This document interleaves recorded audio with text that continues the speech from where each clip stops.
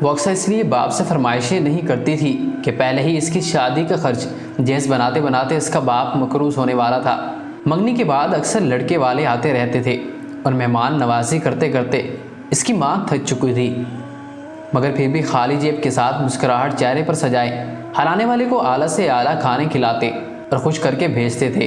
کبھی نند، کبھی جٹائی، کبھی ساس تو کبھی مامی، ہر رشتے کو برابر احترام دلانے کے لیے وہ الگ الگ ٹولیوں میں آتے رہتے۔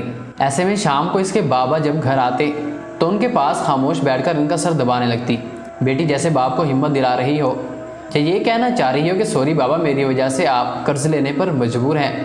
شادی کی تاریخ فکس کرنا ایک تہوار بن چکا ہے۔ لڑکی والوں کو پتہ ہی نہیں ہوتا کہ کتنے لوگ آئیں گے۔ ان کے کھانے پینے کے علاوہ سب کے لیے کپڑے خرید کر رکھنے ہوتے ہیں، چاہے 5 لوگ ہوں یا 15۔ پھر بارات پر لڑکی کے باپ کو 10 بندے گھیر کر پوچھتے ہیں کتنے بندے آ جائیں۔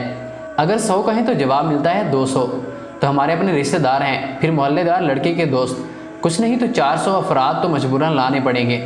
اب لڑکی کا باپ کیا کہے، مت لانا، میرے پاس پیسے نہیں ہیں۔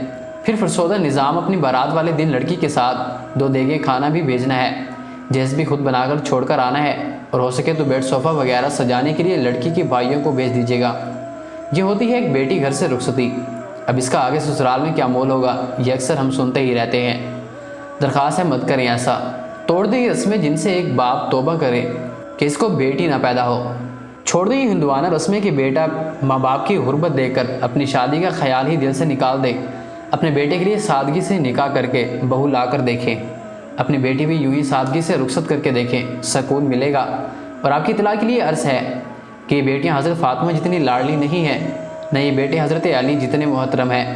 آنے والی نسل کی زندگی آسان بنا دو۔ لڑکوں سے کہتا ہوں جہیز مت لینا، اپنی ہونے والی بیٹی پر ترس کھانا، جو کل کو تمہارے خراب حالات سے اتنی ہی پریشان ہو سکتی ہے جتنی آج تمہاری ہونے والی بیوی پریشان ہے۔